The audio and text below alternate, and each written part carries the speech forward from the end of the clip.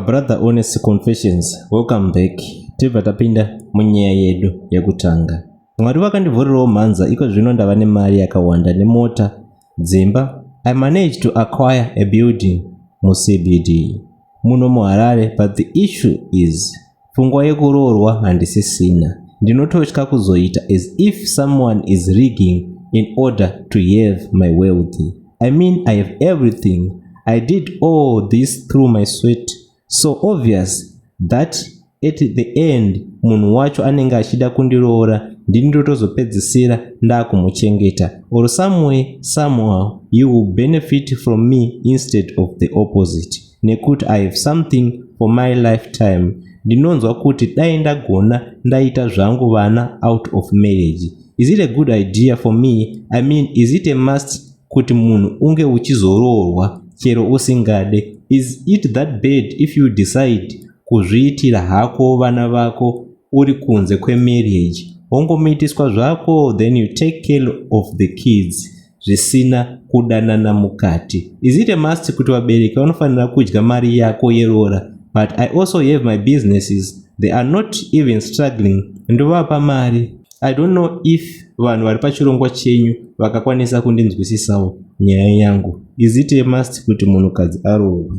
Ndikanzi ndaita vana outside the marriage, ndinganzi ndaita upombwe here? Kana kuri kutongwa, ndinotongwa nemhosva yekunze kudii? Ndizvo zvandinenge ndada hangu. Mari dzangu ndinadzo, zvese zviri panzvimbo. Zvemarriage hazvifaniri kunge zviri optional here? Ndibatsireiwo. Tichienda panyaya yedu inotevera. Ndakaurayisa mai vangu neback to sender. Vigai chitupa changu, vanhu vangazondiziva.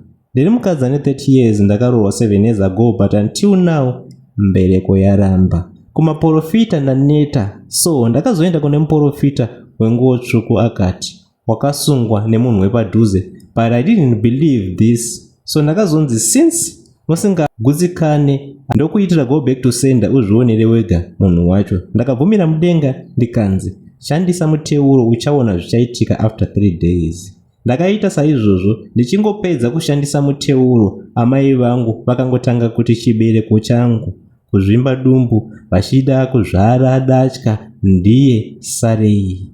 Vana vose takashungurudzika nechiitiko chakadai, kuti amai vasvika pakubereka datya shuwa. Tikati ngatifambei tinzwe kuti chii chauraya amai. Svikei zvikanzi yazvikanga nemafuta ayo, hanzi mhiko dzavo dzavapandukira. Handina kumbofunga zveback to sender kuti ndizvo zvingave zvaafekta mai vangu kusvikira izvozvi. Ndongovarota everyday vachiti wakandiurayirei. Ndinganzi ndakaurayawo here kana kuti mhiko dzavo ndidzo dzakavapandukira? Ndoudza vamwe zvakaitika here? Havazondivenge here? Kana kuti chii chichaitika? Vehama, ndiri kushungurudzika nenyaya iyi.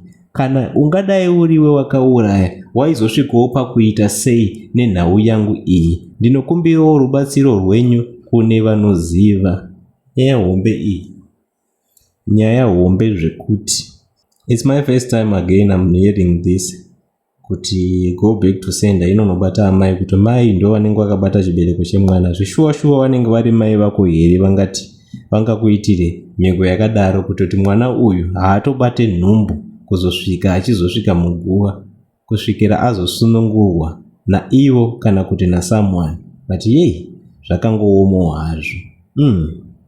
Ko zviri kufamba seiko? Tiudzei kuti zviriko here kwenyu zviri kuitika zvandiri kunzwa izvezvi, kuti chikoro chinoita 100% pass rate, but zvinenge zvisirerewo. Inzwai munzwe nyaya iyi.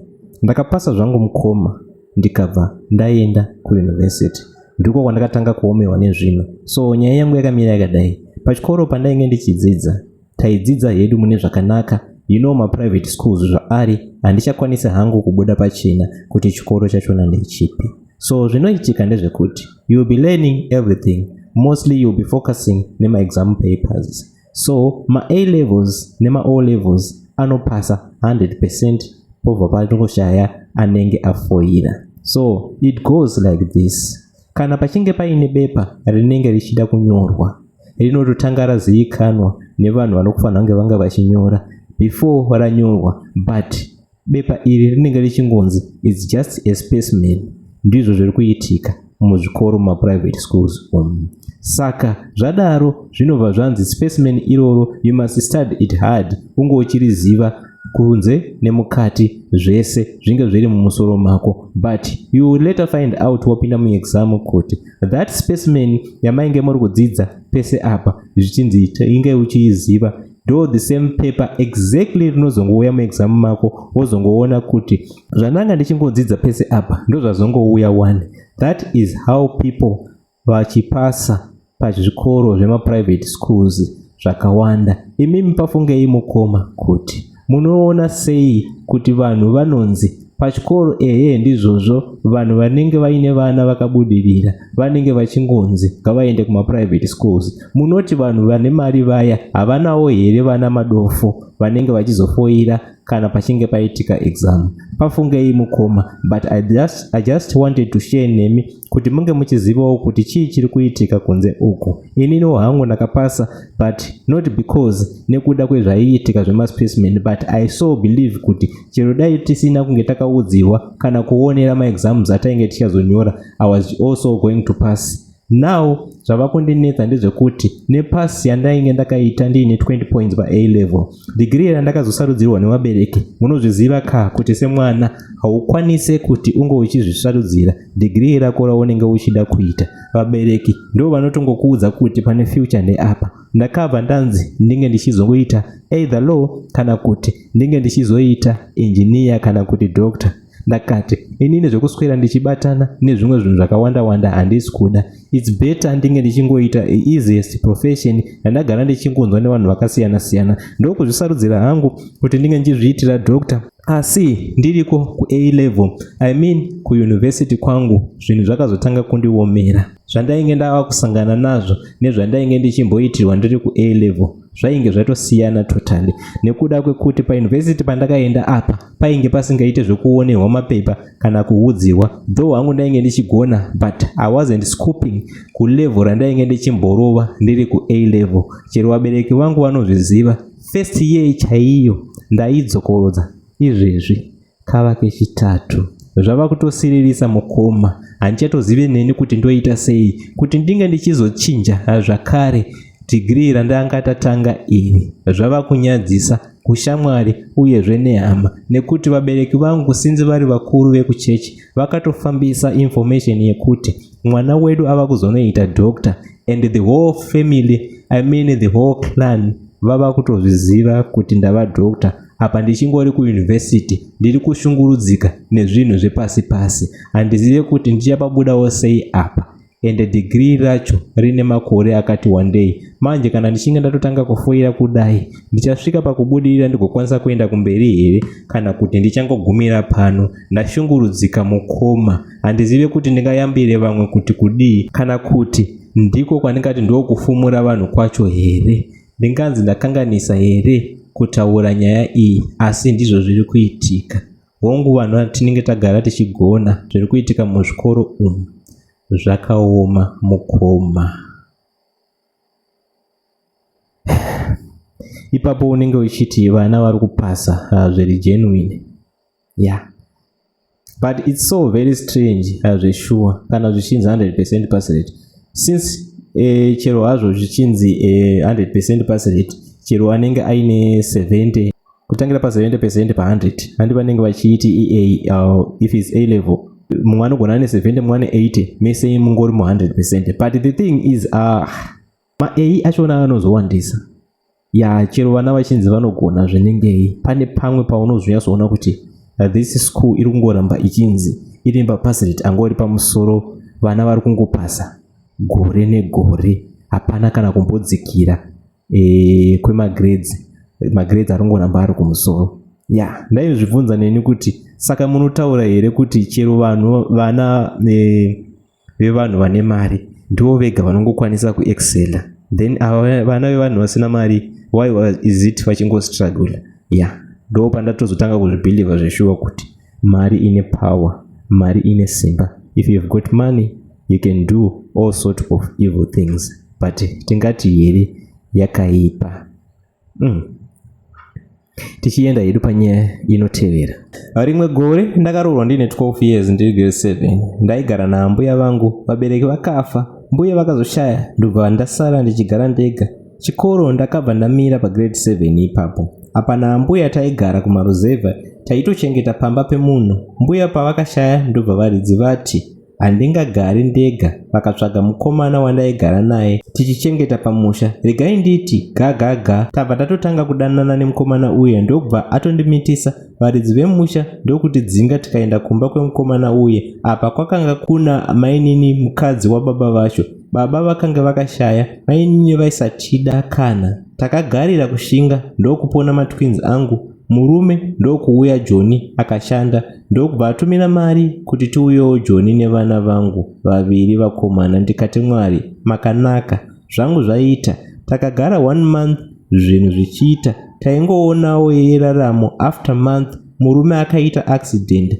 akagurika makumbo, akagara murume asina makumbo. Ndaiita zvekutengesa masweets nefodya tichigara mumukuku medu nevana. Murume akabva ashayika pasina nguva. Ndopandakatanga kuona kuti upenyu hwakaoma shuwa. Ari mupenyu zvaisaoma, chero asina makumbo ndaitoona kuti ndiri boo nemunhu wangu. Murume paakashaya kudaro ndakaona kuti handina option, mari hapana. Apa paakaita accident mari dzakaramba kubuda, takazama kufambira asi zvakashaya basa. So paakashaya ndakabetserwa kuti avigwe muJoni, but mari haina kubuda. Mari ndogoiwanepi nyango yestart kuti nditange business rangu. Ndaifamba nevana vangu kuita door to door ndichivachira vanhu. Taiwana yechikafu kusvika tazodzingwa pataigara nekushaya rent. Ndakaenda nevana vangu pasi pebridge tikatanga kugarapo. Ndaifamba ndichinhongerera mabhini kugeza. Taitaimira mvura inoyerera iya. Ndakararama almost 3 years panze. Moziva is like a joke, but Mwari uyu. Ndiri pakati pekukumbira pakauya mumwe murungu. Kwakutanga kumurondedzera nhau yangu, ndiko kwakazova kuchinja kwelife yangu.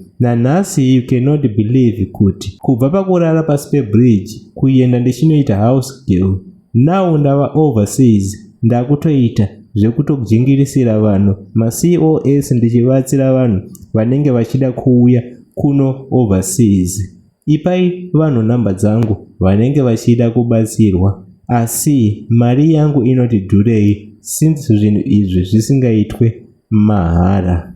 Ndakamboda kuvaudza kuti kana imi makatombobatsirwa, madi mabatsirawo vamwe kuti zvevamwe zvinge zvichiita. But vakangoti mukoma zvakaoma, chero ukati kuda kuisira vanhu tsitsi, but ndiwo unotozopedzisira wasara uri pazero. Neniwo ndinenge ndichitsvagawo kurarama. Then she told me kuti vana navo vakutoita zviri nani mukati meupenyu hwavo. Chitupa changu ndiwandisirewo. Ndine zvandakambosangana nazvo nerimwe gore. Iniwo ndaigara kumaruzevha. Mwana ndainge ndiine 1 chete. Mukomana akapedza chikoro chake. Mwana akatorwawo nevamwe bhudhi vekusvondo vachiti vakuenda naye kuMozambique kune basa. Ndakafara nekuti nhamo yainge yaturuwa ndaitove single mama zvangu. Mwana akangoti asvika atove nemwedzi ndakatumirwa mari yekutenga stand. Ndakafara zvekuti ndobva ndatotenga stand mutauni. Kubva mwana paakanditengera stand akabva arova kuti ziye. Haana kuzombotaura neni kubva ipapo. Mwana kutozobvunza brother vaye kuti ko mwana makamuisepi, nekuti brother vaidzoka every week kumba. Vaingoti mwana ariko ari busy nebasa. Mwana akaita 3 good years ndisina kumuona, akazoonekera after makore 3. Ndakangoita zvokuisirwa message mufoni kuti endai munotambira mwana pakati. Ndokubva ndaenda nemufaro ndichifarira mwana wangu. Asi ndakawana mwana asingaone ari bofu, asingafambe. Ndakachema. Ndakaenda nemwana wangu kumba ndikatanga kufamba kumaprofita mwanga. Asi ndaingoudzwa same story kuti mwana wenyu akaromba, havana zvavakazokwanisa kundibetsera nazvo. Ndakagara nemwana akangoita chizombe, aisataura kana kudii. Aigara akangorara chete. Akazonditi one day, mai handina nguva, ndasara nezuva rimwe chete kuti ndirarame. Mufanirwa kurara neni kuita bonde kuti ndirarame. Handina kunonoka, ndakarara nemwana wangu, ndakaita naye bonde. Zvadaro mwana wangu ndokutanga kuona nekutanga kufamba kwaakaita. Zvinhu zvake zvikatotanga kuvhurika. Nawo akutoita zvinhu zvine musoro zvakare muupenyu. Apa handichazive manje kuti chii chichazotevera kubva pane zvatakamboita kumashure. Achazoda kurara neni futi kumutsiridza mhiko dzake here, kana kuti there is something bigger that is coming chandisiri kuziva. Hana yangu yakungogara iri mumaoko. Kuchengetwa ndinochengetwa zvangu, asi ndinogara ndichingotya kuti ko zvikazoipa nerimwe ramazuva iye kutomubvunza, ndinototya kumubvunza nenhau yekuti neniwo handidi kutambura. Ndinodawo life inenge inoonekera kuvanhu. Tinongorarama tichingoratidza picture iya yekuti tinotowirirana zvekudaro inini nemwana wangu, but they do not know the secret behind kuti inini nemwana wangu takatomboita bonde kuti ndizomuponese. Tinongoti kune vanhu pakurwara kwake kwese kwaaiita takazongonobatsirwa tikanamatirwa, not knowing kuti pane zvinhu zvikuru zvakatoitika inini nemwana. Ndinonzwa kubatikana pahana, asi handina zvandaigona kuita. Handaikwanisa kuona mwana wangu achifira mumaoko angu inini ndakatarisa mai vake ndiripo. Zvinosiririsa, zvinoshungurudza, zvinobata-bata, zvinovhundutsa. Mukoma, makadi henyu ndiisirewo nyaya yangu kune vedare kuti ndoita sei. Mukoma, ndakakurirawo kumusha, asi taive vanhu vari nani, tisina hedu mari yakanyanyisa, asi takakwanisawo kuendeswawo kuchikoro, ini nevana vaamai vangu. Inini muchanditi rudo. Ndakaenda kuskuru ndikatopasawo zviri nani. Mukoma, ndakazoti ndasvika eji yekuti ndava kudawo kurohwa, ndakanga ndava kushanda mutauni hangu pane imwe shopu. Ndo pandakawanawo mukomana akandida, ndichamuti Tawanda. Tawanda aiuya hake achitenga grocery every time mushopu medu, uye airatidza kuti aiwa kumba kwawo kwakarongeka, vanhu vaye vane mari dzavo zvekurevesa. Tawanda akazondipfimba, ndikazotora time yangu yekufunga. Ndikazobvuma after 3 months takati tadanana tiri vaviri, tikanoonekwa kumba kwawo. Ndakatambirwa nemufaro zvekuti pamba paive pakanaka zvekurevesa ipapo, ende ndakapafarira hangu. Hama dzakawirirana ndikanorohwa. Mukoma, zvinonzi rinonyenga rinohwarara. Mukoma, ndati ndichangorohwa mukomana akatanga kundiratidza matrue colors ake ese. Mukomana aindishungurudza hake iyeye. Mukomana akatanga kusavata pamba, aiti akabuda haadzoke hake, akapedzisira akuita zvekuuyisa magirlfriends pamba. Ndichinzi ibva pamubhedha ipapo ndaive nemimba. Mwana iyeye akararama nenyasha, akadai akafa iri nhumbu chaiyo. Ndainyimwa chekudya and family yavo yakanga isisina kana basa nazvo. Chero ndikarara ndisina kudya, havana kubvira vaita basa nazvo. Kuhande mwana wavo ndiye aitonga aine mari dzake. Ndakasvika pakuzvara ndichingoshanda. Kuudza vabereki vaisanzwisisa nekuti vakanga vachichengetwawo. Ndini ndaiona hora yese. Ndaimutswa kuma4 chaiko ndichiita kudirwa mvura, uye murume aitondiitira weti chaiyo mumusoro mangu. Inini ndakarara. Ndakazoti ndiri online ndikaona paiadvertiswa zvecaregiving. Ndikatanga hangu kudzidza online pasina ari kuziva kusvika ndapedza. Kwakutsvaga malinks ndikamawana kusvika ndawana basa. Mukoma, ndakatanga process pasina kana ari kuziva. Ndakatoendesa mwana wangu as if ndiri kumuendesa kuholiday kumba kwedu. Ndikabva ndabira murume mari kwakukwira ndege pasina ari kuziva. Ndakati ndasvika ndopandakaudzwa kuti ndopandakavaudza kuti ndave kuAmerica.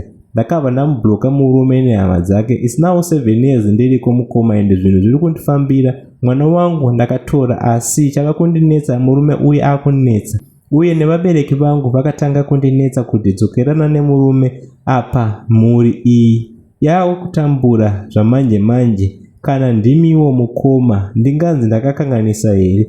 Is it good kuti ndidzokerane nemurume uyu chero ndisisina mafeelings for the sake of mwana sezviri kutaurwa nevabereki? Ndakatozviwanira murungu wangu ari kuda kundirora, asi vabereki vari kuramba hanzi dzokerana neuyu wekutanga. Havazive kani pain yandainge ndiinayo panguva yacho. Vanhu ava nezvandakaona vachinditi ndishingirire, ndikufunga kuvabloka vese nevabereki sezvo ndiine mwana wangu kuno. Pane chakaipa here? Ndibvunzirewo kune vedare, ndizviitire mhuri yangu kuno. Vari kuda kuziva, vari kuda mhinduro vahanzvadzi vedu panyaya yavo iyi. Hameno kuti munoiona sei?